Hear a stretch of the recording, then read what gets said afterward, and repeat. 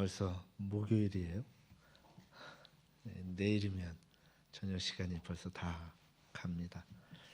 갈 길은 먼데 이거 참 어떻게 해야 될지 모르겠습니다. 나머지는 우리 목사님이 다 하실 거예요.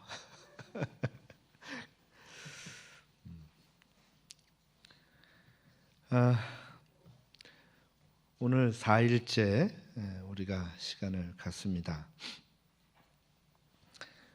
첫날 우리는 요한복음에 있어서 사도 요한이 이 글을 쓰게 된 그 이유를 우리는 좀 살펴보게 됐습니다.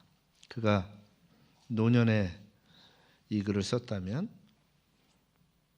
그것은 마지막 글이었고, 그렇다면 정말 하고 싶은 말이었을 것이고, 그 하고 싶은 말을 교회에 보내는 그 편지 속에 쓰게 되었는데, 그 당시에 교회가 위기에 있었고, 그 위기 가운데서 교회의 문제를 해결하는 방법으로 제시한 것은 그 어떤 것도 아니고 예수님이었다는 사실이죠.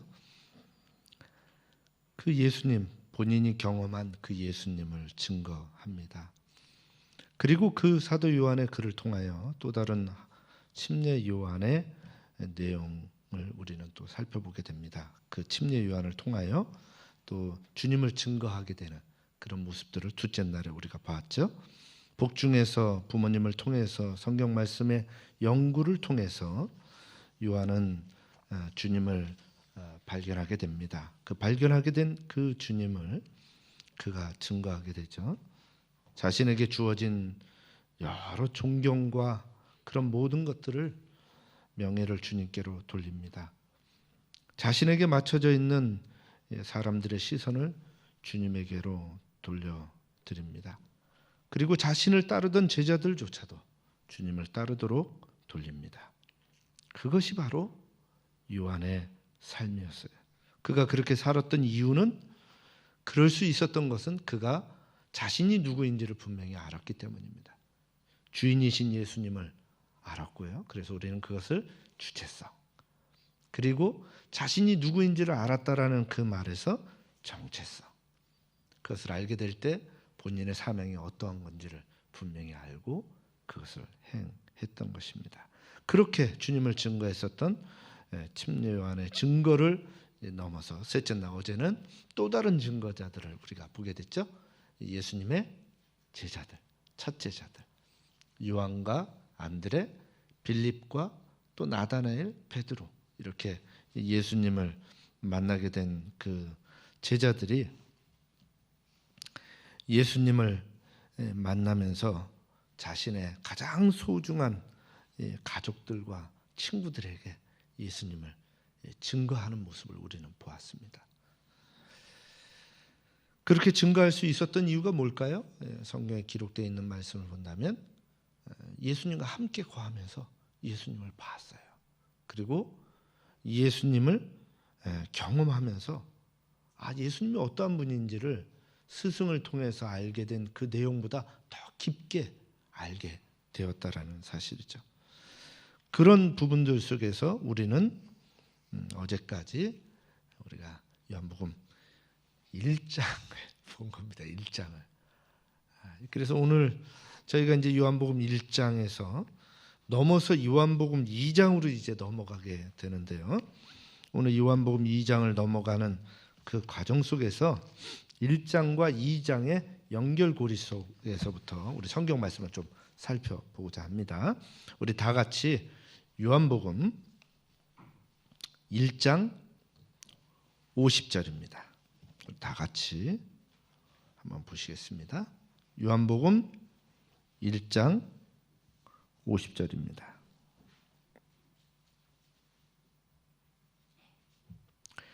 제가 좀 봉독해 올리도록 하겠습니다. 요한복음 1장 50절서부터 2장 11절까지 제가 읽도록 하겠습니다. 예수께서 대답하여 가라사대 내가 너를 무화과나무 아래서 보았다 함으로 믿느냐? 이보다 더 큰 일을 보리라. 또 가라사대 진실로 진실로 너희에게 이르노니 하늘이 열리고 하나님의 사자들이 인자 위에 오르락 내리락 하는 것을 보리라 하시니라. 사흘 되던 날에 갈릴리 가나에 혼인이 있어 예수의 어머니도 거기 계시고 예수와 그 제자들도 혼인의 청함을 받았더니 포도주가 모자란지라. 예수의 어머니가 예수에게 이르되 저희에게 포도주가 없다 하니 예수께서 가라사대 여자여 나와 무슨 상관이 있나이까? 내 때가 아직 이르지 못하였나이다. 그 어머니가 하인들에게 이르되 너희에게 무슨 말씀을 하시든지 그대로 하라 하니라. 거기 유대인의 결례를 따라 두세 통 드는 돌 항아리 6이 놓였는지라. 예수께서 저희에게 이르시되 항아리에 물을 채우라 하신즉 아구까지 채우니 이제는 떠서 연회장에게 갖다 주라 하심에 갖다 주었더니 연회장은 물로 된 포도주를 맛보고 어디서 났는지 알지 못하되 물떠온 하인들은 알더라. 연회장이 신랑을 불러 말하되 사람마다 먼저 좋은 포도주를 내고 취한 후에 낮은 것을 내거늘 그대는 지금까지 좋은 포도주를 두었도다 하니라. 예수께서 이 처음 표적을 갈릴리 가나에서 행하여 그 영광을 나타내심에 제자들이 그를 믿느니라. 아멘.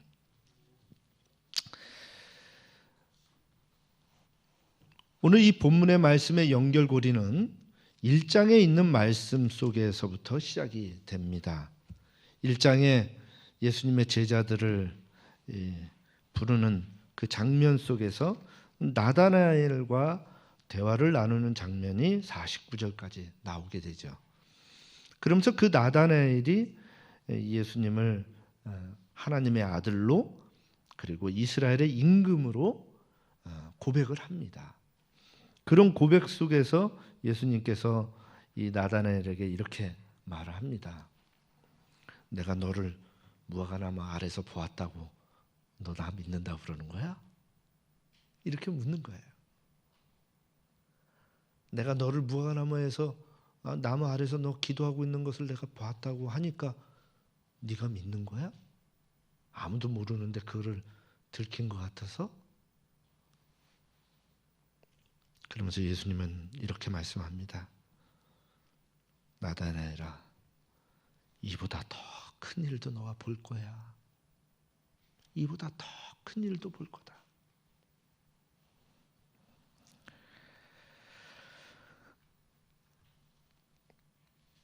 여러분, 이보다 더 큰 일, 어떤 일일까요? 어떤 일이길래 이보다 더 큰 일이라 나다나엘에게 말씀하실까요?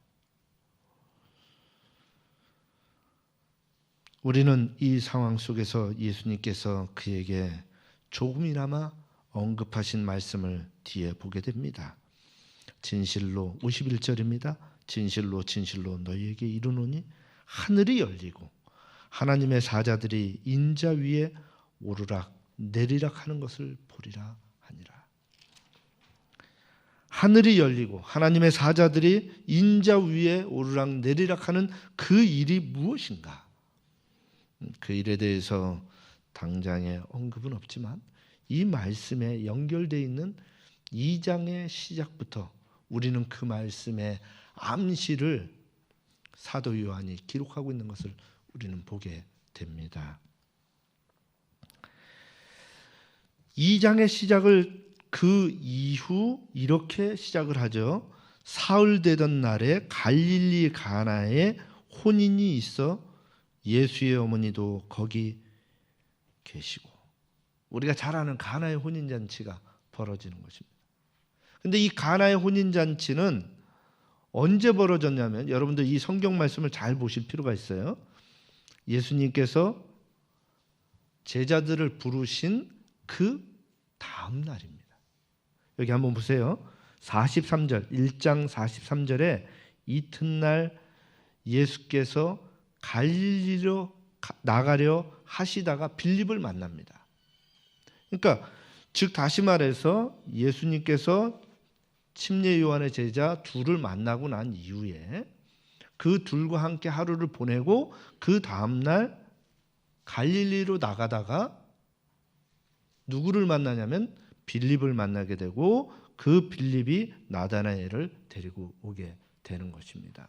이 과정 속에서 하루를 보내게 되죠. 그런데 여러분들 이것을 지형적으로 본다면 예수님께서 제자들을 부르신 곳은 벳세다 지역이었고요. 이 벳세다 지역에서 전체적으로 본다면 벳세다 지역도 갈릴리 지역 안에 있어요. 갈릴리 큰 지역. 예를 들어서 우리로 본다면 이 경기도가 전체가 이 갈릴리로 본다면 벳세다는 저 구리예요. 저 구리에서 어디로 가는 거냐면 지금 갈릴리로 가는 길에 어디가 있냐면 바로 가나가 있는 것입니다. 즉 다시 말해서 갈릴리로 나가려고 한다라고 하는 이 말은 어디를 가기 위한 것이었냐면 사실은 그 다음날 어디예요? 가나를 가기 위한 것이었어요. 가는 길에 누구를 만난 거죠? 빌립을 만난 거고 거기서 나다나엘을 만나게 된 것입니다. 그런 상황 속에서 가나에 혼인잔치가 있어 청함을 받게 되고 예수님의 제자들도 함께 따라가게 된 것입니다. 거기에는 요한도 있고 베드로도 있고 안드레도 있고 빌립도 있고 나다나엘도 있는 거예요. 근데 이들에게 예수님이 뭐라고 이게 말씀하셨냐면 이보다 더 큰 일을 보리라고 성경 50절에 말씀하신 거예요. 그 이후에 벌어진 일이 그 다음날 무엇이 벌어진 거냐면 가나의 혼인잔치가 벌어진 겁니다. 이 가나의 혼인잔치의 사건을 우리는 잘 알죠. 예수님의 첫 표적이라고 우리는 말을 합니다. 물을 포도주로 만든 그런 사건이 벌어진 곳이죠.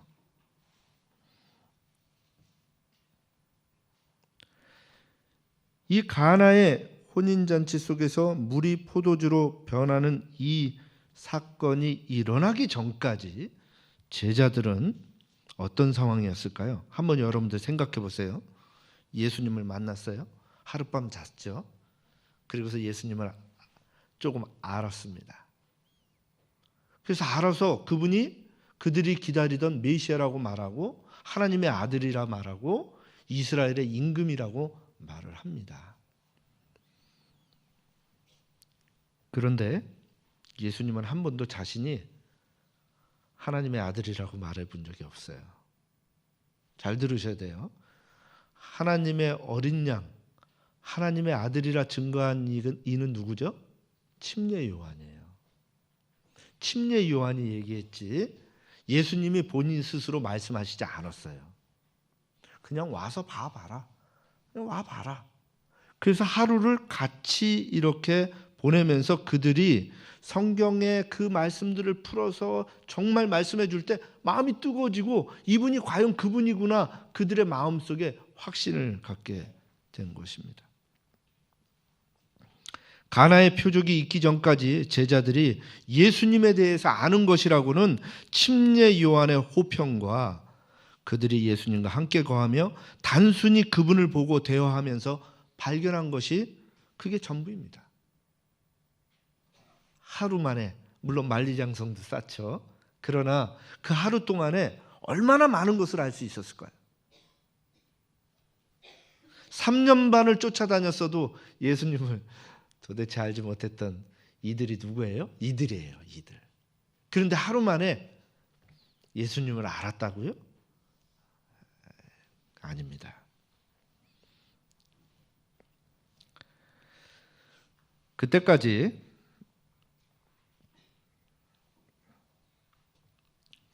이 제자들이 안 것은 단순히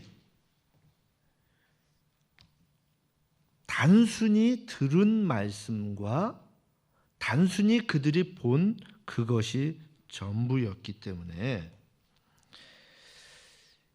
이것이 믿음의 시작이라고 말을 할 수 있지 이것이 믿음의 결과라고 말할 수 있는 것이 아니죠. 그렇죠? 이제 무엇한 거죠? 시작한 거예요.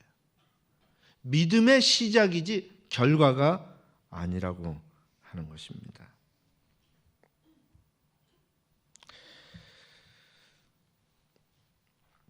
요한과 안드레, 빌립, 나다넬 그리고 베드로를 제자로 삼으신 예수님은 3일 후 그들을 데리고 갈릴리 가나 혼인잔치에 참석하게 됩니다. 그런데 이 장면을 믿음의 시작 속에 함께해야 했던 사도 요한이 이 장면을 놓치지 않고 기록하고 있다는 거예요. 이것은 굉장히 중요한 의미인데 사복음서에 갈릴리 이 가나의 혼인잔치에 대한 기록은 요한밖에는 기록하고 있지 않다라고 하는 것이죠. 그렇다면 사도 요한에게 갈릴리 가나의 이 혼인잔치는 굉장한 인상을 받았다라는 것이죠. 제자들이 다 기록을 다 했는데 특별히 사도 요한이 이 내용을 기록하였다면, 다른 사람은 하나도 기록하지 않은데 본인이 기록하였다면 그것은 본인에게 굉장한 인상을 심어준 사건이라고 하는 것입니다. 왜 이 사건이 그에게 굉장한 인상을 심어줬는가? 이제 우리가 살펴볼 겁니다. 여기 한번 여러분들이 보시기 바랍니다.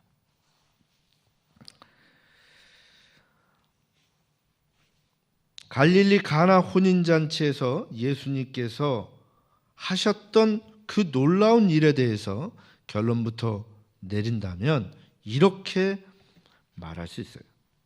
요한복음 2장 마지막 11절에 예수께서 이 처음 표적을 갈릴리 가나에서 행하여 그 영광을 나타내심에 제자들이 그를 믿느니라. 요한에게 있어서 이 가나의 혼인잔치의 이 놀라운 사건을 무엇이라고 칭했냐면 예수님의 처음 표적, 첫 번째 표적이라고 말합니다. 여러분들 셀 때 첫 번째 것이 얼마나 이게 인상이 깊은지 여러분들 아시죠? 이 초두 효과라는 게 있어요. 초두 효과. 이 심리학적으로 초두 효과. 제일 처음에 뭘 얘기했냐에 따라서 그것이 굉장히 의미를 줍니다. 첫 인상이 굉장히 중요하다고 얘기하잖아요. 이 초두 효과가 그런 거예요. 그런데 가나의 혼인잔치가 이 사도 요한에게는 그 초두 효과를 정확하게 가진 거예요. 그렇기 때문에 그 처음 표적을 잊을 수가 없었던 거죠. 그래서 그 처음 표적을 뭐라고 그가 기록했냐면 예수께서 이 처음 표적을 갈릴리 가나에서 행하여 그 영광을 나타내심에 제자들이 그를 믿으니라. 자, 이 말 속에 우리는 분명히 조금 더 생각해 봐야 되는 것들이 있는데, 그 전까지는 그러면 제자들이 믿었다라는 말을 했을까요? 믿었다라는 말을 한 번도 해본 적이 없어요. 예수님을 믿었다라는 표현을 해본 적이 없는 것입니다. 드디어 그 예수님을 믿었다라는 말이 언제 나오냐면 11절에 나오는 거예요. 알죠. 아는 것이 믿는 것은 아닙니다. 아는 것이 믿음은 아니에요. 스승에 의해서 알고 여러모로 알았지만은, 그러나 그 안 것이 그들의 믿음이 되기까지는 무언가가 있어야 되는 거예요. 근데 그 믿음이 언제 생겼냐면 이때 생긴 거예요. 이때. 그렇다면 우리가 그 믿음이 어떤 식으로 되어 있는지를 한번 봅시다. 예수님의 영광이 드러나는 가나의 표적을 보기 전까지 제자들은요, 예수님을 찾았다, 만났다 이렇게 말합니다. 1장 41절, 45절을 보세요. 그리고 하나님의 아들이라고만 고백할 뿐이지 예수님을 믿었다라는 말을 하지 않아요. 그래서 성경을 여러분들이 보실 때 그런 부분들을 이렇게 세 분이 보시면 그들이 어떤 과정을 통해서 예수님께 더 가까이 나가고 있는가를 우리가 볼 수가 있는 것입니다. 그러한 그들의 허약한 믿음의 상태를 주님은 너무나 잘 알고 있었죠. 따라서 예수님은 그들을 대표해서 나다나엘에게 그렇게 말씀하신 것입니다. 내가 나를 무화과 나무 아래서 보았다고 믿느냐? 그보다 더 큰 것도 볼 거다. 이제 기다려봐라. 더 큰 것도 볼 거다. 그리스도에 대한 그들의 믿음은 자신들의 이성의 판단 위에 기초하여 갖게 된 초보적인 믿음입니다. 그리스도의 역사하심 위에 세워진 온전한 믿음이 아니었기 때문에 그들의 믿음은 더 굳건해지고 성숙해질 필요가 있었던 것이에요. 그래서 주님은 가나의 표적을 행하여 제자들의 믿음이 굳건해질 수 있도록 인도하신 거예요.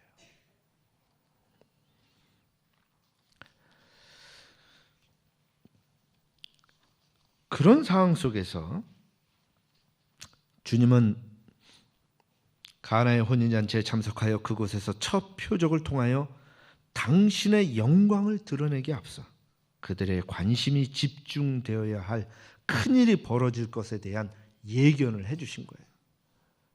이보다 더 큰 일을 보리라. 그리고 그 다음 날이에요. 이보다 더 큰 일을 보리라. 이 말씀을 하신 그 다음 날이 가나의 혼인잔치라는 것입니다. 예수님은요, 당신의 제자들에게 미리 이 말씀을 하시고 그 사건이 무엇을 위하여 일어나게 되는지를 알 수 있도록 마음의 준비를 시켰어요. 더 큰 일을 볼 거야. 그렇기에 이 부분을 다른 사람들은 놓쳤는지 몰라도 사도 요한은 그것을 놓치지 않았다라는 거죠. 예수님의 제자 여러 사람이 있었지만 그 상황에 그 일들을 말씀을 기억하고 있었다는 거예요. 그래서 사복음서 가운데 요한만이 이 말씀을 기록하고 있어요. 나다나엘의 사건도 동일하고요.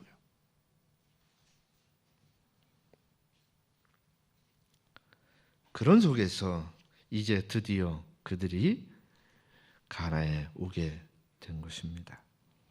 가나에 왔는데 여러분, 가나의 첫 시작을 이 사도 요한이 뭐라고 표현을 했냐면 이렇게 표현했어요. 사흘 되던 날에.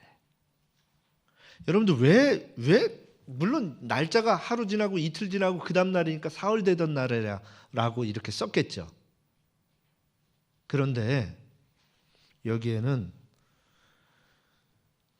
이 사도 요한이 이 말씀에 대한 깊은 인상과 함께 잊혀지지 아니하는 또 다른 하나의 사건이 오버랩이 되면서 그 사건과 연관시켜서 그가 이 말씀을 썼기 때문이에요. 왜냐하면 여러분들 한번 보세요. 여기 51절에 그 부분에 대한 예견을 이미 줍니다.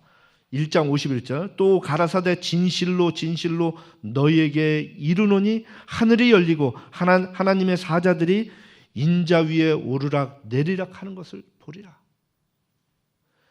인자 위에 오르락 내리락 하는 이 일이 무엇인지, 이 부분에 대해서 가나의 혼인잔치의 이 사건과 연결되어 있는 그 무언가가 있었기 때문에 그것을 놓치지 않았던 사도 요한은요, 시작을 사흘 되던 날에 라고 이렇게 기록을 한 것입니다.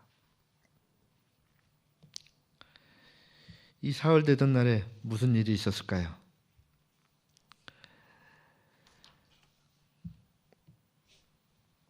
이 사흘 되던 날에 무슨 일이 있었을까요? 우리는 그 부분을 찾아갈 겁니다.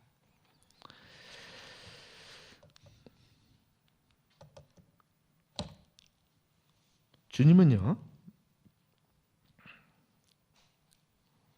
말씀이 육신이 되어 우리 가운데 거하시는 그런 상황 속에서 우리가 그 영광을 보는 특권을 누릴 수 있는 기회를 허락하셨다는 것을 사도 요한은 1장 14절에 이미 전제를 해놨어요. 그 영광을 보게 될 텐데, 말씀이 육신이 되어 우리 가운데 거하시는 그분의 영광, 그분이 누구십니까? 예수님이신데 그 예수님을 통해서 누구를 보게 되는 거냐면 하나님을 보게 되는 거예요. 그래서 예수님, 신이 직접 인간에게 나타나지 아니하시면 우리가 볼 수 없는 이런 원리인데, 신이 당신을 인간에게 드러내실 때에는 그것을 무엇라고 얘기한다고 그랬냐면 계시라고 얘기를 한 거예요. 계시. 그 계시를 통하여 본 사람들은요, 그 영광 가운데 같이 휩싸이게 돼 있어요. 모세도 그랬고, 변화산에 올라가서 그 장면을 봤던 제자들도 그랬고, 그 영광 속에 휩싸이게 되면 내려올 때 어떤 일이 벌어지냐면 그 영광의 그 빛이 그에게도 동일하게 일어나게 되는 것입니다. 근데 그 영광의 빛이 어디서부터 시작되는 거죠? 하나님으로부터 나오는 빛이에요. 그분의 광채예요. 그것을 우리는 뭐라고 얘기하냐면 계시라고 말을 하는 겁니다. 그런 영광을 드디어 보게 되는 것입니다. 예수님의 첫 사역은 가나의 혼인잔치로 그분의 영광을 이 사람들에게 처음 드러내는 이 상황입니다. 그런데 이 시점에서 그분의 영광이 온전히 드러나는 것은 언제 일어날까요? 여러분들 한번 생각해 보세요. 예수님께서 온전하게 당신이 하나님이심을 드러내는 것은 언제 일어나는 겁니까? 십자가입니다. 십자가에서 그분은 하나님이 어떠한 분이신지를 보여주셨어요. 그렇기 때문에 그 영광이 드러나는 그 장면이 바로 무엇과 오버랩이 되냐면 십자가의 사건과 오버랩이 되는 거예요. 그래서 이 사건 속에서 지금 말씀하고 있는 그 모든 내용들은 가나의 혼인잔치는 무엇과 연결되어 있냐면 예수님의 십자가의 사건과 연결되어 있다는 거예요. 그 사건에 대해서 굉장한 인상을 받았었던 것이 바로 누구냐면 사도 요한이었어요. 그 이유가 있죠. 그가 그렇게 충격을 받고 그런 부분들로 인해서 깊은 인상을 갖게 된 이유는 바로 그 사건과 사흘되던 날 가나의 혼인잔치에서 벌어진 사건이 연결되어 있는 의미들이 있기 때문이에요. 그게 바로 이것입니다. 일련의 이 사건들 속에서 나타나는 이 부분들은 어떤 것들이 있냐면 요한은 가나의 혼인잔치의 사건과 십자가의 사건 속에서 단어와 인물, 상징들을 통하여 이 두 사건이 연결되어 있음을 드러내고 있어요. 자, 그러면 어떤 부분들이 이렇게 연결되어 있을까요? 우리가 한번 좀 볼까요? 어떤 것들이 연결되어 있는가? 한번 보세요. 어떤 것들이 있다고요? 가나의 혼인잔치와 예수님의 십자가의 죽으심의 사건에 함께 있었던 공통 인물이 있다면 유일하게 사도 요한과 누구라고요? 어머니 마리아예요. 근데 이 사건 속에 누가 나오죠? 어머니가 나오죠. 마리아가 나오는 거예요. 또한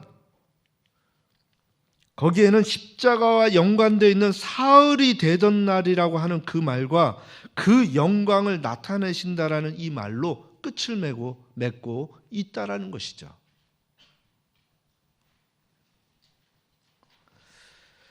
여러분, 사랑받았던 이 제자 요한은요, 십자가 옆에 서 있었던 유일한 제자입니다. 12제자 중에서 오직 그만 예수님의 궁극적인 영광을 보았어요. 십자가에서. 다른 제자들 다 어디 갔죠? 다 도망갔죠. 다 도망갔어요. 그 십자가 앞에서 끝까지 그분을 지켰던 그 제자가 있었다면 유일하게 요한밖에 남지 않았다는 것입니다. 더욱더 놀라운 사실은 요한이 이런 상황들 속에서 이 요한복음에서 예수님께서는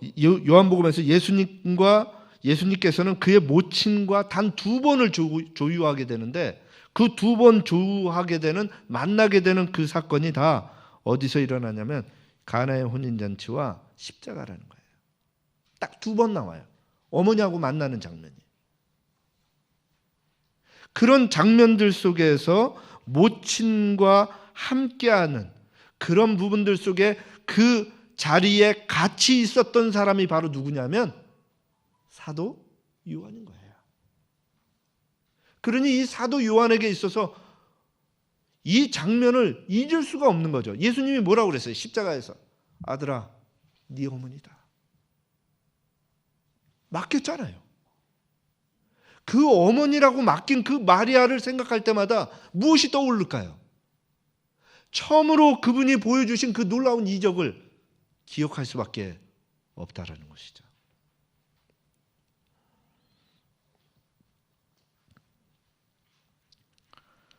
그렇게 그 장면을 우리는 성경절에서 이렇게 찾아봅니다. 가나의 혼인잔치가 있어서 예수의 어머니도 거기 계시고, 그때 예수님이 뭐라고요? 여자여, 이렇게 표현합니다. 그런데 동일하게 요한복음 19장으로 넘어가면 십자가 곁에는 그 모친과 그리고 거기에 누구누가 있다라고 얘기하지만 거기에 요한은 보이지 않죠. 그러나 여기에 요한이 있는 것을 우리는 잘 압니다. 왜냐하면 사랑하시는 제자라고 표현되어 있으니까. 근데 여기에서도 뭐라고요? 여자요. 이 여자요라고 하는 이 부분이 깎아내리는 그런 게 아니라 굉장히 극존칭으로 어머니에게 붙인 그런 표현이었다는 것을 우리는 잘 압니다. 이런 상황 속에서 우리는 가나의 혼인잔치가 십자가와 연결되어 있는 그런 상황들 속에서 나타난 말씀임을 알게 되는 것이죠. 그렇게 1장 51절이 우리에게 이해가 되는 거예요. 하늘이 열리고 하나님의 사자들이 인자 위에 오르락내리락 한다. 그 십자가에서 일어난 그 일들 아니에요? 여러분들이 한번 예언의 신을 한번 읽어보세요. 그 장면 속에 끊임없이 천사들이 그 옆에서 지키고 있는 그 모습을 여러분들이 봤을 거예요.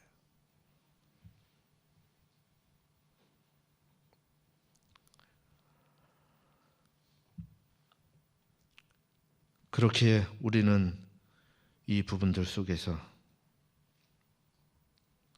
십자가와 가나의 혼인잔치가 어떠한 연결 속에 있는지를 우리는 보게 되는 것입니다.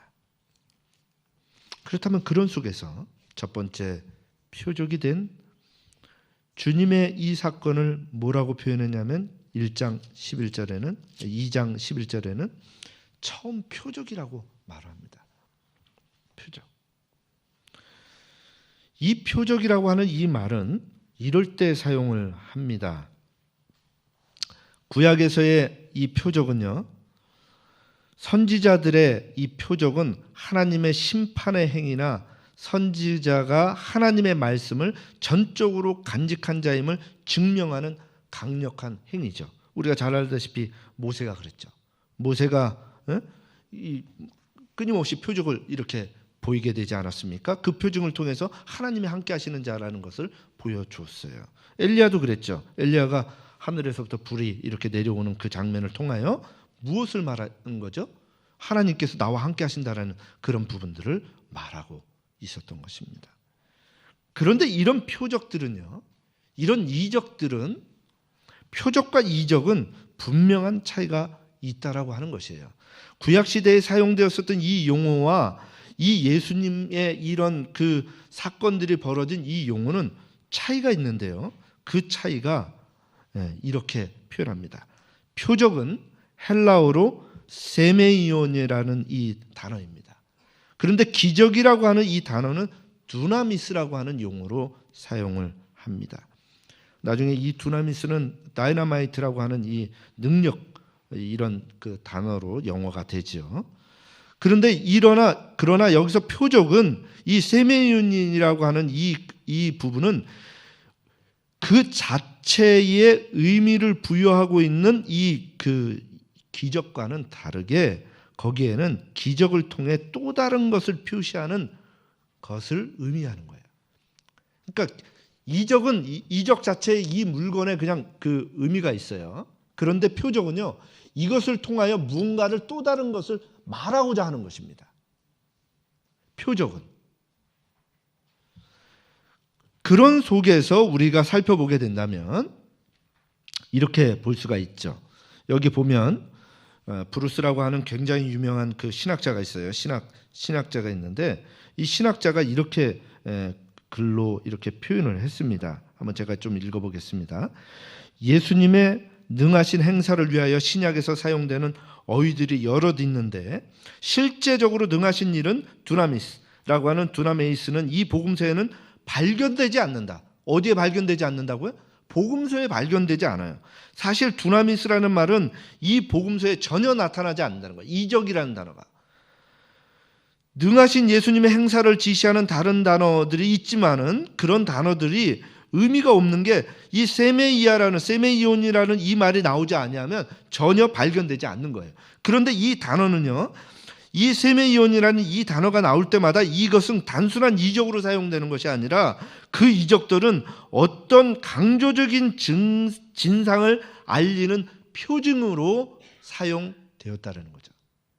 무언가 강조적인 것을 주기 위한 것이라는 것입니다.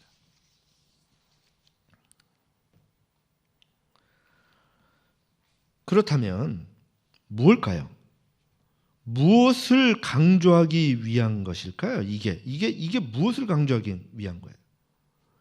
이 표적이라고 하는 것이 바로 이런 부분들을 얘기하는 거예요. 여기서는 이적이라는 용어를 동일하게 쓰는데 이 동일하게 쓰는 것뿐이지 같은 뜻은 아닙니다. 그러나 여기서 제가 이제 쉽게 이적이라고 같은 용어로 쓸게요. 이 이적들은 사람들로 하여금 예수의 영광을 보게 하는 거예요. 이 예수의 영광이라는 게 뭘까요? 계시죠. 당신이 하나님의 아들임을 드러내는 것을 얘기하는 거예요. 하나님의 아들임을 드러내는 것이죠. 계시예요. 그것을 그랬기 때문에 이적, 표적, 영광, 계시, 이것은 다 같은 용어로 여러분들이 이해를 하시면 됩니다. 그런데 이런 일이 벌어지면 반드시 어떤 일들이 벌어지냐? 믿음을 낳게 돼 있어요. 주님을 보게 됐을 때, 주님을 정말로 만나게 됐을 때 믿음을 낳게 돼 있다고요.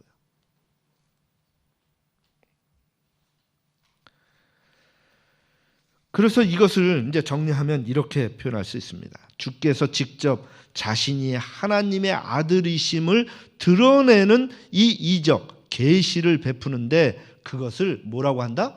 표적이라고 말을 한다. 그렇기 때문에 이것은 단순한 이적이 아니에요. 그냥 요거를 얘기하는 게 아니라 이것을 통해서 무언가를 더 말하고자 하는 것이 있다라는 것이죠.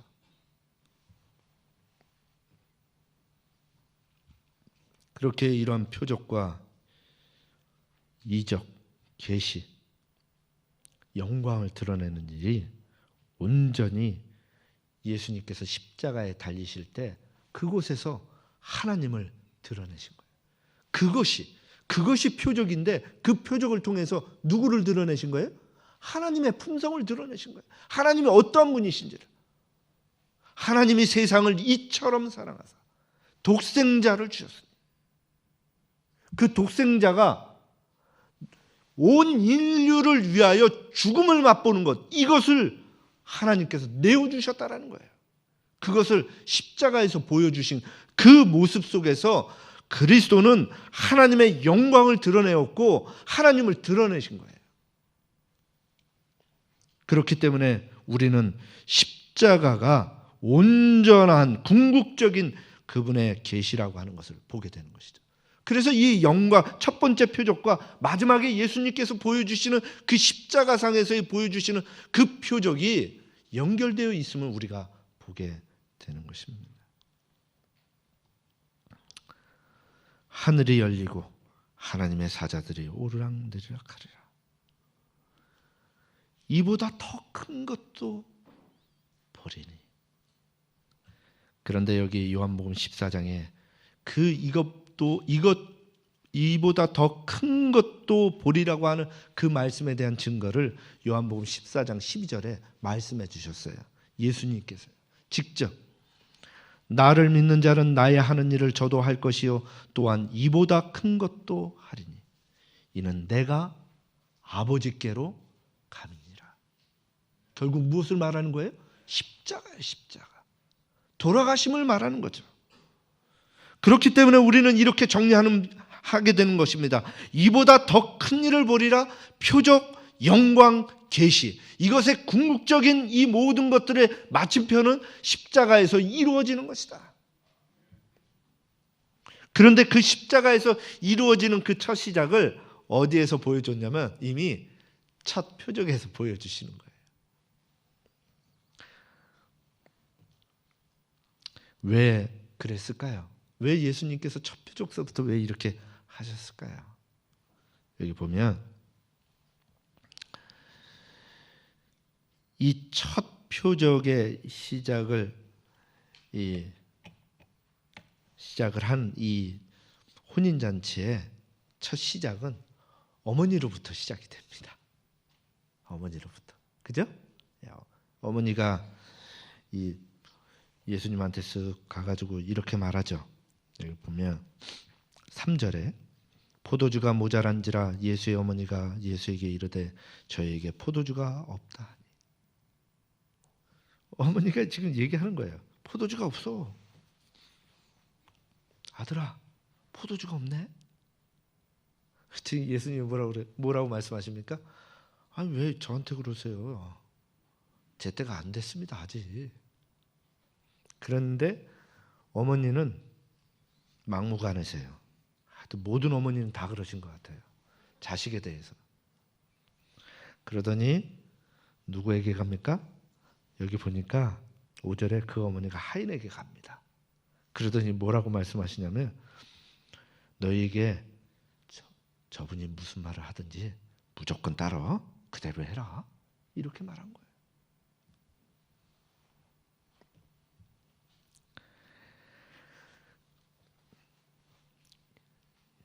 그때의 이 상황 속에서 예수님께서 이적을 베푸신 거예요. 때가 안 됐는데도. 왜 베푸셨냐면 이거였습니다. 시대의 소망이 나와 있어요. 첫 이적을 행하신 것은 마리아의 믿음을 높이고 제자들의 믿음을 굳게 하시기 위함이었다. 우리가 이미 봤죠. 시작한 거예요. 제자들은 믿음을 어떻게 한 거예요? 이제 시작을 한 거예요. 시작을 한 거고 예수님의 어머니 마리아는 이미 예수님에 대한 믿음이 있었죠. 이미 복중에 태어나기도 전서부터 이미 이 천사를 통해서 다 들었고 그리고 복중에 있는 동안에도 놀라운 일들이 벌어졌었고 그리고 키우면서도 엄청나게 놀라운 일들이 벌어지는 것을 다 봤잖아요. 경험했기 때문에. 맛보아서 경험을 했어요. 그런 속에서 예수님의 이 어머니는 이 아들에 대해서 이제 말을 하는 거죠.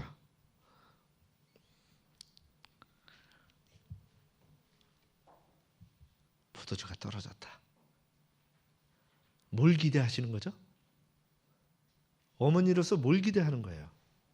아들이 무언가 하기를 기대하는 거예요.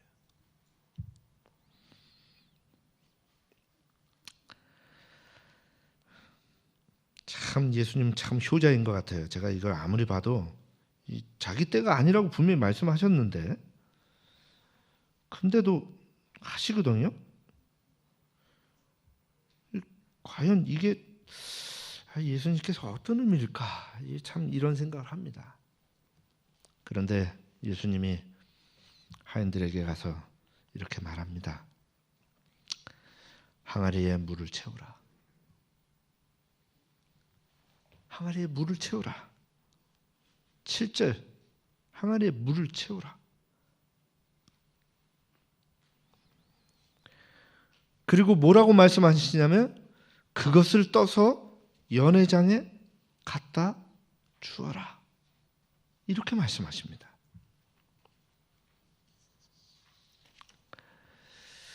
그 결과 어떤 일들이 벌어집니까? 예수님의 이적을 맛보게 됩니다. 물이 뭘로 변하죠? 포도즙으로 변하는 것입니다. 그 일이 얼마나 놀라운 일이었는지 우리 읽어보면 알죠? 연회장, 이 연회장을 다 이끌어가는 사람이 뭐라고 얘기하냐면 보통 다른 데 가면은 이렇게 좀 거나하게 이렇게 이제 취하면 그 다음에 뭘 내줘요? 좀 이제 나쁜 것을 이렇게 내줘서 이렇게 이게 못 느끼게 이렇게 하는데 아니 어떻게 이렇게 거꾸로 이렇게 하냐 이렇게 얘기를 하는 겁니다. 여러분들 술이 아니래도 먹다 보면 질리게 돼 있어요. 예? 여러분들이 음식을 아무리 좋은 음식이라도 아무리 좋은 뭐 이런 뷔페집이라도 한 3번, 4번 가보세요. 그 다음에 가기 싫어요. 가면 먹을 게 없는 거예요. 근데 이들이 연회를 이렇게 베풀면 보통 얼마를 하냐면 일주일 이상을 합니다. 이게 이스라엘의 이 그 혼례의 그 예식 방법이에요.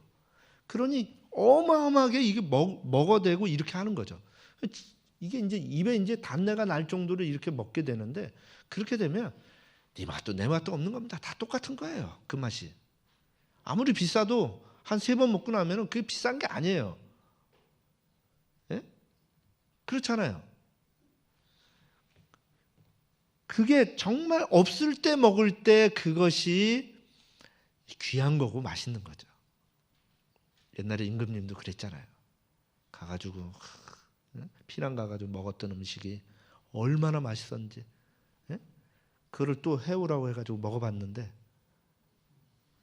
맛이 어때요? 없는 거예요. 그래서 뭐라고 그랬어요? 예? 에라이 도루묵이다 이렇게 얘기했잖아요. 에라이 도루묵이다.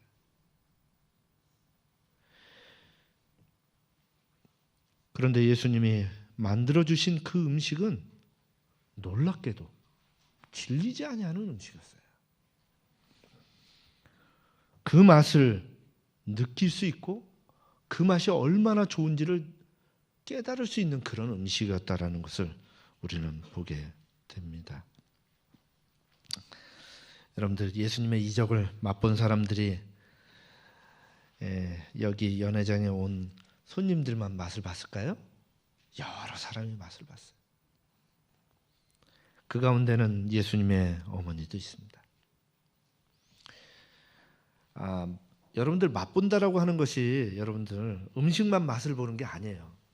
이미 우리는 이 앞전에 예수님의 제자들이 예수님을 맛본 것을 기억합니까? 맛봤죠. 함께 하루를 살면서 그분을 보고 맛을 봤어요. 어머니도 33년 이 살아오는 이 동안에 예수님을 알 만큼 다 알고 맛을 본 거죠. 예수님을 맛봤어요. 그런데 이 예수님을 맛본 이 어머니, 예수를 믿은 이 어머니 마리아, 아들에 대한 그 맛이 얼마나 갔을까요? 30년을 넘게 기다려왔고 그분이 메시아가 되기를 간절히 바라면서 그 모습을 보기를 기대했던 그 어머니가 어떤 일이 벌어졌을까요? 시대 조망은 이렇게 표현합니다. 마리아는 예수에 대한 제자들의 증언을 듣고 자기가 오랫동안 간직하여 왔던 소망이 헛되지 않았다는 보증으로 즐거워하였다. 그러나 마리아의 이 성결한 기쁨에 아들을 사랑하는 어머니로서의 당연한 자만의 흔적이 있었다. 자식에 대한 어떤 마음을 갖고 있었어요? 내 아들이야. 봤어? 이거죠. 봤지? 내 아들이야.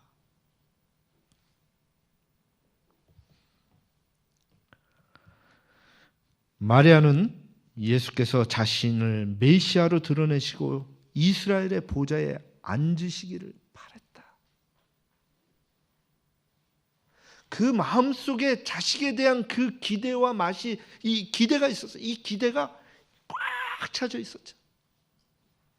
그러나 그 맛은 얼마를 못 갑니다. 예수님이 공생애를 시작하고 3년 반이 지나자 아들이 어떻게 돼요? 죽죠. 기대했던 아들의 맛은 사라지는 거예요. 오래가지 않아요. 3년 반밖에는 못 갔어요. 그 첫 표적을 행하시고 난 이후에 그분이 돌아가시기까지는 부풀어 있었죠. 그러나 그 맛이 얼마를 못 가요? 3년 반을 못 가요. 옛말에 권불 10년, 화무 12동이라 이런 말이 있어요. 권력이 10년을 못 가고 붉은 꽃이 며칠을 못 간다고요? 10일을 못 간다고요. 자식에 대한 기대와 맛이 3년 반을 못 가는 거죠. 여기에 이렇게 말합니다. 자기의 때가 아직 이르지 아니하였다라는 말씀을 마리아에게 하실 때에 예수님은 마리아의 말하지 않은 생각, 즉 마리아가 다른 사람들과 공동으로 품고 있던 기대에 대하여 답변하고 계셨던 것이다.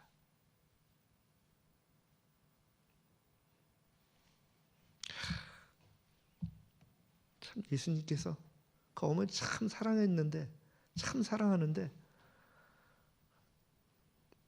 돌려 말할 수밖에 없는 거예요. 아직 내 때가 되지 않았지 않습니까? 그러나 어머니 마리아는 십자가에서 피 흘려 돌아가실 예수님을 기대하지 않았죠. 공동으로 품었던 기대, 이스라엘의 임금이 되는 그 기대, 나다나엘이 그랬던 것처럼 그 기대를 품고 있었죠. 자식에 대한 기대는 부모면 다 가지고 있나 봅니다. 근데 어느 순간에 다 무너져요. 우리가 다 경험하는 거 아닙니까? 예.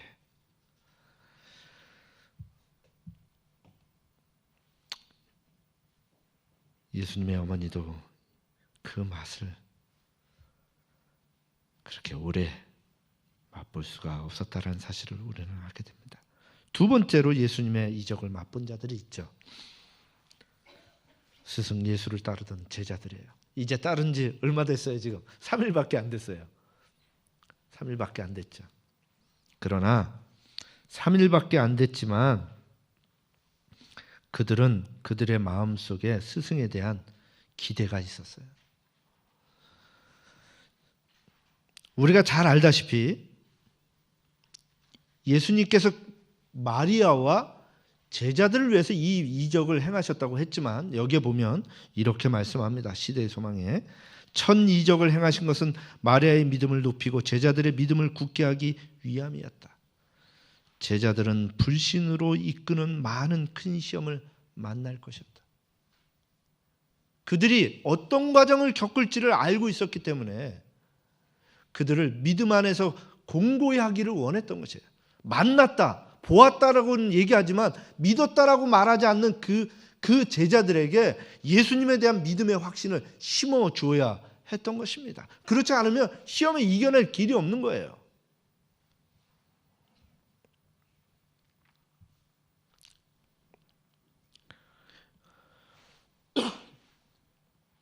예언의 말씀들은 그들에게 예수가 메시아라는 것을 논쟁의 여지 없이 드러내 주었습니다.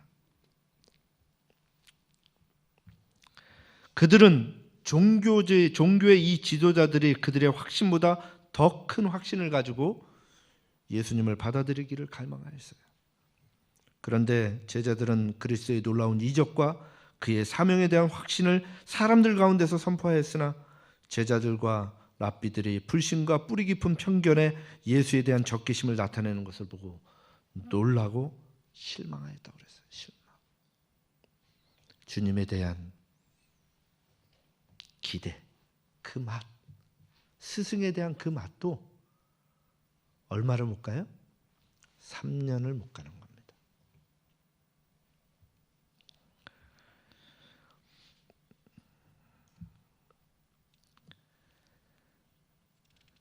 그렇게 그들은 예수님을 부인하고 도망가죠. 기대했죠. 예수님이 왕이 되기를 기대했죠. 그러나 예수님이 온 인류의 왕이 되시는 방법은 십자가에 달리시는 것이었어요. 그것을 이해하지 못했던 그들은 도망갈 수밖에 없었어요. 그렇게 그들은 기대했던 스승에 대한 그 맛을 잃어버릴 수밖에 없었던 것입니다. 세 번째로 이 이적을 통해서 맛을 본 사람들이 있죠. 그들은 어떤 사람이에요? 좋은 포도주를 맛본 손님들이죠. 연회장서부터 시작해서 이 포도주의 맛을 봤어요. 그런데 여러분, 이 포도주의 맛은 오래 갈까요? 그 다음 날이면 다 깨져. 아무리 좋은 것도 그 다음 날 가면은 다 사라지게 되어 있습니다. 종들이 날라온 이 포도주의 이 맛을 본 연회장은 다르다는 것을 알죠. 근데 이 다르다고 하는 이 포도주가 오래 갑니까? 그 다음 날 가면은 내 입에서 기억을 하지 못합니다. 며칠 지나면 그 맛을 잃어버려요. 생각하지 못하는 것입니다. 그들은 분명히 잔치에 모인 손님들이 그 이적에 대해서 설명하는 것을 들었고, 그리고 그 이적을 행하신 분이 예수라는 것을 생각하고 잠시 동안 너무나 놀랐다고 그랬어요. 얼마 동안요? 잠시 동안. 오랫동안이 아니라 잠시 동안. 그 맛은 그날 하루로 족한 것입니다. 더 이상 가지 않는 것이죠. 그런데 이들 가운데 가장 큰 맛을 본 자들이 있어요. 성경에는 기록되어 있지 않지만 이 내용 속에서 정말 가장 크게 은혜의 맛을 본 자들이 있어요. 예수님을 맛본 자들이 있어요. 그들은 바로 다름 아닌 종들이었습니다. 성경은 그들을 누구라고 얘기하냐면 하인이라고 말을 합니다. 그 하인들이 예수님의 첫 번째 표적의 증인이었어요. 첫 번째 표적의 증인. 그들이 누구라고요? 하인들이에요. 예수님의 표적을 첫 번째로 본 사람이 하인이라는 사실이 여러분 좀 의아하게 좀 생각되지 않습니까? 제자들도 거기 있었고요. 부모님도 있었고 어머니도 있었고 많은 사람들이 있었어요. 그런데 그 표적을 본 첫 번째 증인은 누구냐면 물떠온 하인들이에요. 그것을 9절에 말하고 있죠. 연회장은 물로 된 포도주를 맛보고 어디서 났는지 알지 못하되 물떠온 하인들은 무엇한다고요? 알더라. 하인들이 아는 것입니다. 그들은 이 예수님의 표적을 본 증인이 된 거예요. 어떻게 그들은 그러한 축복을 경험할 수 있었을까요? 여러분 한번 생각해 보세요. 아니 제자들이 이런 축복을 받아야죠. 어머니가 축복을 받아야죠. 아니면 신랑이 받든지. 근데 그들도 아니고 누가요? 제자들이요. 이 종들이. 이 종들이 축복을 받게 된 이유는 무엇일까요? 그것은 그들이 주님의 말씀에 순종하였기 때문입니다. 여러분들 한번 보세요. 7절을 다시 한번 가봅니다. 여러분들이 한번 7절을 한번 가보시기 바랍니다. 예수께서 저희에게 이르시되 항아리에 물을 채우라 하신즉 아구까지 채웠다. 물을 채우는데 어디까지 채워요? 아구까지 채우는 거예요. 이건 둘 중에 하나입니다. 그냥 뭐라 그럴까요? 꼬장을 부리는 거죠. 그래 한번 해봐라 하고서 하든지 아니면은 순종하고 하는 거예요. 그런데 이것이 순종하고서 했다라고 하는 사실이 더욱더 신빙성이 있어요. 왜냐하면 예수님께서 이 어머니가 이렇게 말씀하셨죠. 5절에 그 어머니가 하인들에게 이르되 너희에게 무슨 말씀을 하시든지 그대로 하라. 그 말을 한가 동시에 예수님께서 물을 채우라고 하는데 어떻게 채우라고 말하지 않았어요. 그런데 9가지 채운 것입니다.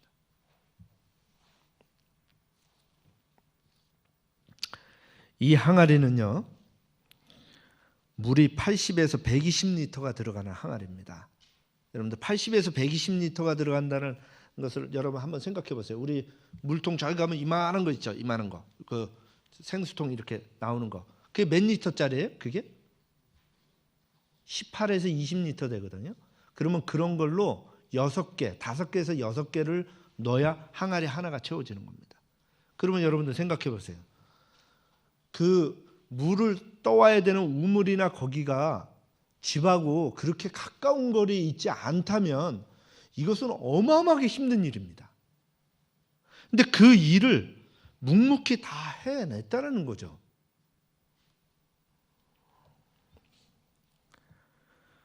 그 일이 쉬운 일은 아니지만 주님의 말씀에 순종해서 그 일을 하는 것입니다.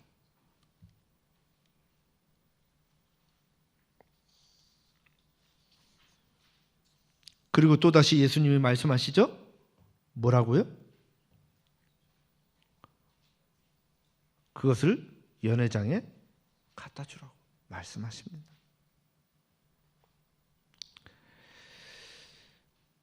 그들은 그런 속에서 주님의 말씀에 적극적이고 충성적으로 행동을 한 것입니다.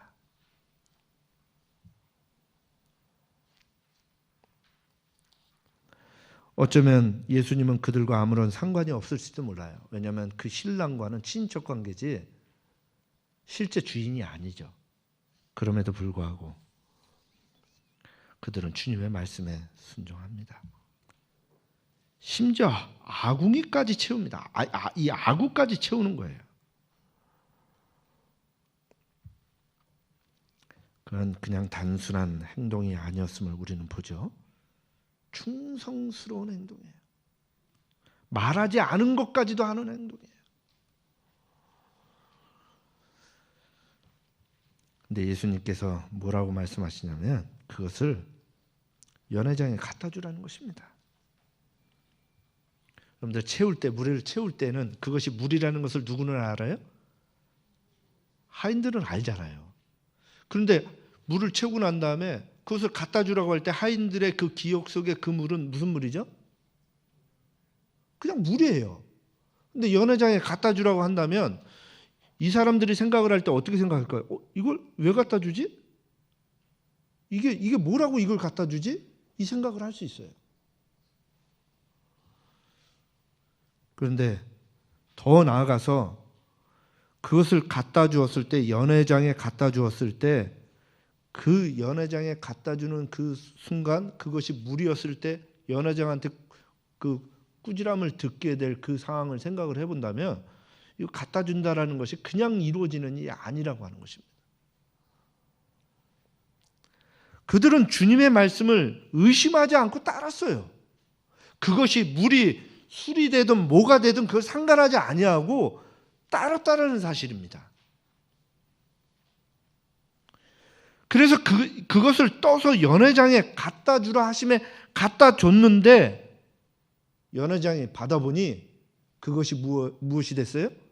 포도주가 된 거예요. 연회장이 그 포도주를 마셔봅니다. 그리고서는 그것을 이제 손님들에게 나눠주죠.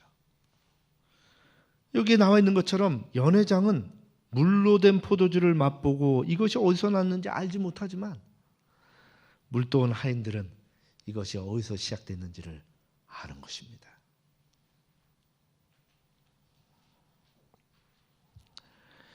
중요한 것은요,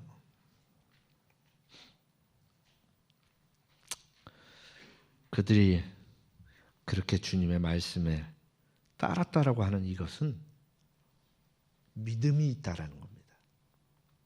믿음이. 근데 그 믿음이라는 게 제자들이 가지고 있었던 그런 믿음이 아니겠죠. 단순한 믿음이에요. 말씀하니까 따른 거예요. 단순한 믿음인데 그 믿음의 그 행위로 인하여 물이 포도주가 되는 그 일에 그들은 증인이 될 수가 있었고 첫 번째 표적을 본 존재들이 된 거예요. 중요한 것은 그들이 안 것은 물이 포도주가 된 것이 아니라 이 물을 포도주로 만든 그분이 누구라는 것을 안 거예요? 예수님이라는 것을 안 거예요. 누가 이것을 했는지를 아는 것입니다. 자기네들이 물을 가져다가 줬을 때에 자기네들이 만든 것이 아님을 알고 있었어요.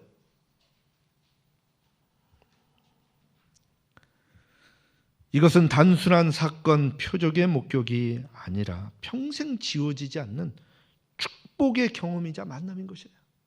물이 포도주로 되는 이 상황 때문에 축복이 아니라 이것을 만든 이신, 이 일을 행하신 누구를 본 거예요? 예수님을 본 거예요. 예수님을. 이것이 그들에게 평생 지워지지 않는 흔적이 될까요? 평생 지워지지 않을 겁니다. 그 이야기를 평생도록 가지고 있었을 거예요. 그때의 그 일을 행하신 그 예수님을 평생 기억하고 있었을 거예요.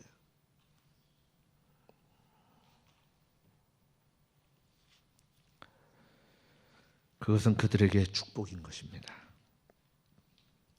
그들이 받은 축복을 정리해 보면 이렇죠. 그들은 주님을 알게 되었어요. 비로소 이분이 누군지를 알게 됐어요. 예수라고 이렇게 말씀하신 그분이 누군지를 알게 된 거예요. 두 번째, 주님의 표적을 보게 되었습니다. 그리고 세 번째, 그것이 얼마나 좋은 것임을 알게 된 거예요. 근데 여러분, 이 일이 어떻게 된 거예요?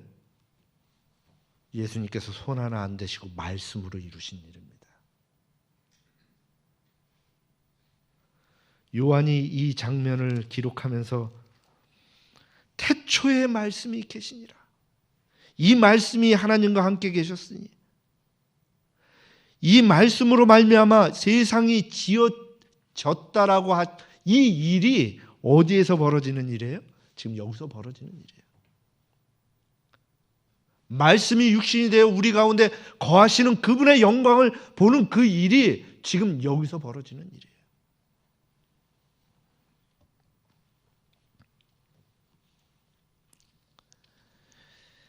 그렇게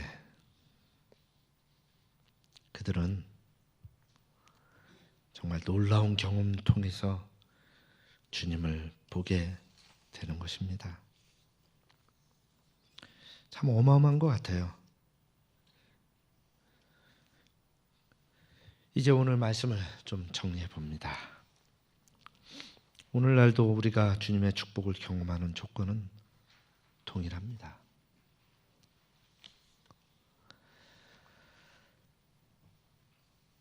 단순한 믿음.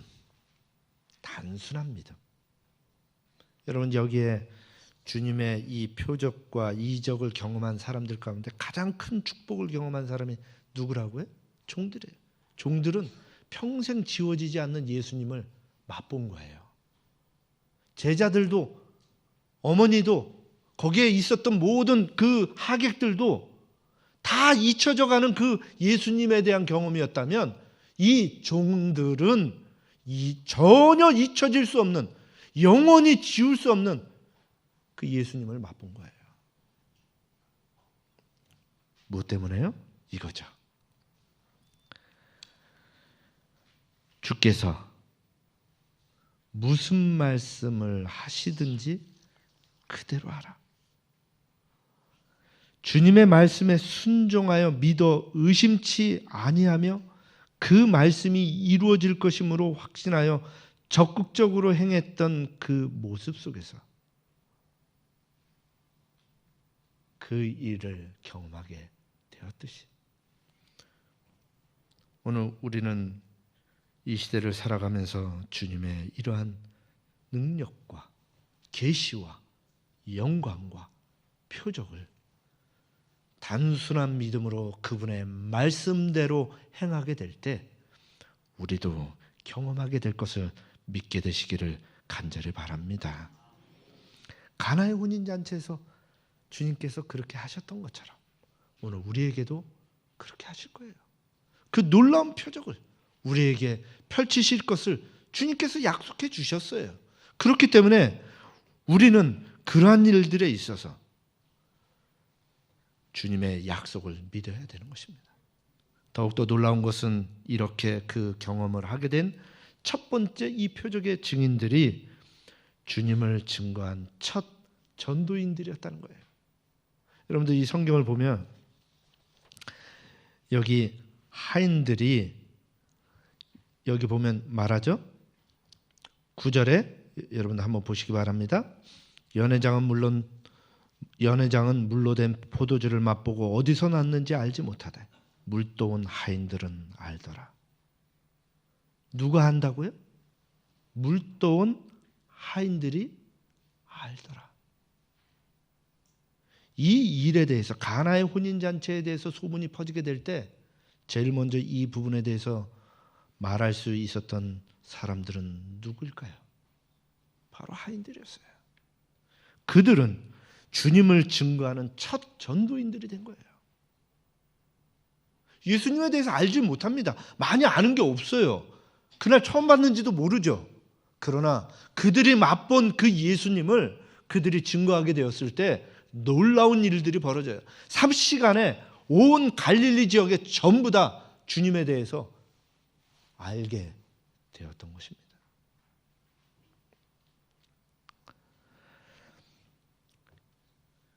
그 참된 표적의 결과, 그 결과가 어떤 일을 벌이게 되었는지 우리는 알게 되죠. 한 영혼이 회개하고 하나님을 사랑하고 그 계명을 지키기를 배우는 때마다 또 새 영을 너희 속에 두고 새 마음을 너희에게 주시겠다는 하나님의 약속이 성취되는 것이다. 여기 보시면 빨간 글씨로 쓰여 있는 것을 여러분들 한번 보시기 바랍니다. 인간의 마음에 일어나는 변화, 곧 인간의 품성의 변화는 살아계신 구주께서 영혼을 구하시려고 역사하고 계심을 보여주는 기적이다. 사람이 변화되는 거예요. 물이 포도주로 변하는 이거보다 더 큰 표적은 무엇이냐면 사람이 바뀌는 것입니다. 근데 이 사람이 바뀌는 것을 위해서 주님은 당신의 몸을 드러내신 거예요. 그 일을 위해서 이 땅에 오신 것이고요. 그분이 이 땅에 오신 것 자체가 표적이죠. 이적이죠. 영광이죠. 그런데 그 이적과 영광을 예수님께서 쓰실 때마다 항상 당신을 위해서 쓰신 것이 아니라 사람들이 하나님을 알 수 있게 하기 위해서 쓰셨다고 하는 사실이에요.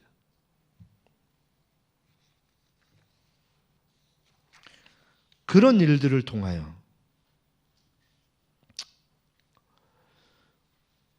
우리가 분명히 깨닫게 되는 것은 하나님의 진리가 우리의 심령 속에 자리를 잡게 될 때 우리 속에서는 결정적인 변화가 일어난다는 거예요.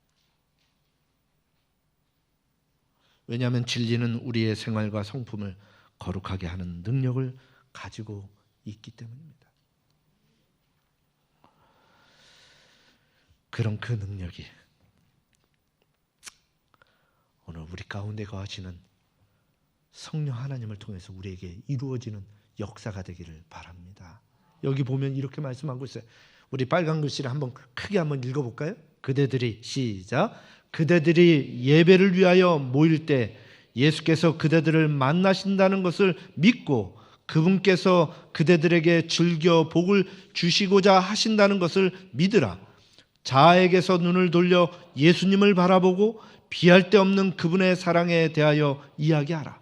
그분을 바라봄으로써 그대들은 그분의 형상으로 변화될 것이다. 이것을 위하여 주님은 표적을 행하시는 거예요. 이것 때문에 그들이 믿으니라라는 이 말이 나오게 된 것입니다. 그런데 이 일이 오늘 우리에게도 이루어질 수 있는 일임을 믿게 되시길 바랍니다. 이보다 더 큰 일, 이 일을 보게 되는 것, 그것이 과거 2000년 전에만 일어나는 일이 아니라 오늘 우리에게도 일어날 수 있는 일임을 여러분들이 기억하게 되시길 바랍니다. 주님은 언제나 우리 곁에 계십니다. 그 주님께서 이보다 더 큰 일을 이루시기 위하여 우리의 심령에 역사하고 계심을 기억하게 되시길 간절히 바랍니다. 그분께서 우리에게 당신을 보여주시는 그 놀라운 일들을 통하여 오늘 우리가 변화가 되고 그 변화를 통하여 우리는 또 다른 증인이 되어 나아가기를 원하고 계시는 것입니다. 그 일에 종들처럼 아는 것은 별로 없지만 침례 요한처럼 내가 아는 것 그것만으로도 제자들처럼 그렇게 나아가서 전할 수 있는 자들, 그들이 바로 누굽니까? 여러분과 저가 되어야 된다고 하는 사실입니다. 요한은 오늘 우리들에게 이 요한의 글을 시작하는 시점서부터 끊임없이 증거자가 되어야 된다라는 사실을 계속해서 말씀하고 있음을 여러분들이 잊지 않게 되기를 간절히 바랍니다. 여러분들의 마음속에 주님이 계신다면, 그 주님으로 인해서 뜨거워지신다면 나아가게 되기를 바랍니다. 여러분들을 변화시키는 그분께서 여러분들과 함께 하실 것입니다. 다 같이 일어나셔서